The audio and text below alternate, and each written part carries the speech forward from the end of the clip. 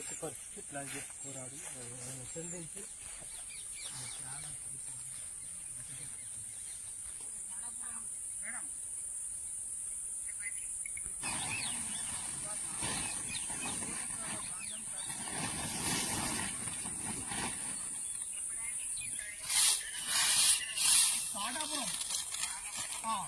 మాలయ్య 7 ఎకరాల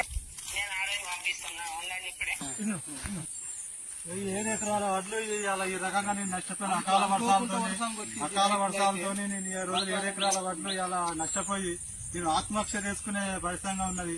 ఏది ఏమున్నా గానీ ప్రభుత్వమే దీనికి బాధ్యత వహించాలి. ఈ ప్రభుత్వం ఇంత నిర్లక్ష్య ప్రభుత్వం, అధికారులు కూడా ఎవరు కూడా ఈ రైతులు పట్టించుకునే నాదులు లేడు ఈ రోజులల్లా. ఎందుకంటే ఎందుకు బతకాలి, ఏం చేయాలి, రైతు బంధు లేదు, రైతు బీమా లేదు ఈ రోజులల్లా. ఎందుకు ఈ ప్రభుత్వం చెత్తగుడి ప్రభుత్వం, ఇది మాటలగాడి ప్రభుత్వం గాని ఇది చేతలగాడి ప్రభుత్వం కాదు. ఇది ఎందుకంటే ఇది రైతులు రక్తం తాగి రైతు రాజ్యం ఆట ఎత్తేసిన ఎగర్చామట. ఈ రాజ్యం కూడా ఈ రోజులో రైతులతో పెట్టుకొని ఈ రోజు రాజ్యం కూడా ఇది బాగుపడే పొజిషన్ లేదని ఈ రోజు మీడియా ద్వారా నేను చెప్తా ఉన్నా. ఎట్లా చేసినా వడ్లు వాళ్ళు ఏమైనా కొనుక్కుంటే ఆత్మహత్య చేసుకుంటా. దీనికి కాంగ్రెస్ పార్టీ దీనికి బాధ్యత వహించాలని కూడా నేను ఇలా చెప్తా ఉన్నా. ఏప్రిల్ 1వ తారీఖు పోసిన ఏప్రిల్ అయిపోయింది. ఇలా 2 నెలలకు కూడా ఇది వచ్చే ఉన్నది. అకాల వర్షాల వల్ల ఈ వడ్లు మొత్తం నానిపోయి ఈ రోజు నేను ఆత్మహత్య చేసుకునే పరిస్థితి ఉన్నది.